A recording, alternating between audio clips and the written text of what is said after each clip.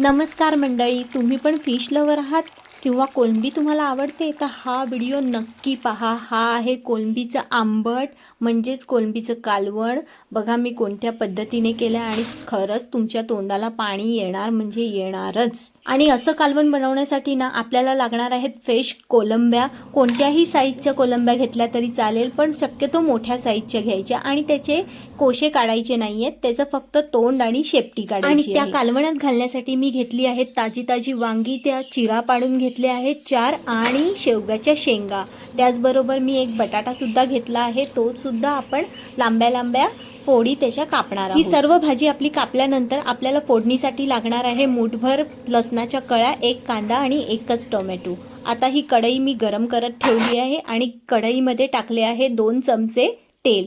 आता ह्याच्यात आपण ठेचलेला लसूण घालणार आहोत आणि लसूण चांगला तेलावर परतल्यानंतर आपण घालणार आहोत एक चमचा मिरची कोथिंबीरची पेस्ट सुद्धा घातली आहे आणि एकच जो टोमॅटो आपण कापलेला होता तो घातला आहे।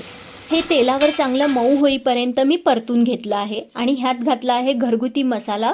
1.5 चमचा मी घरगुती मसाला घातला आहे, थोडीशी किंचित हळद घातली आहे आणि थोडीशी कोथिंबीर घातली आहे, चांगला स्वाद येतो। आणि मसाले आपले चांगले परतून झाले तेलावर की आपण कापून ठेवलेली भाजी यात घातली आहे।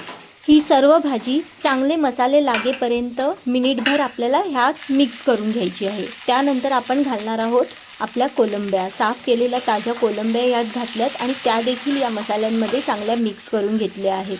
आणि त्यानंतर आपल्याला गरजेनुसार पाणी घालायचं आहे। जेवढी आपल्याला रस हवा असेल तेवढं पाणी घालून झाकण लावून आपण 15 ते 20 मिनिटं हे ठेवणार आहोत। 15 ते 20 मिनिटानंतर बघा कशी उकळी आली आहे। यात आपण घालणार आहोत आवश्यकतेनुसार मीठ, चिंचेचा थोडासा कोळ आणि गरम मसाला।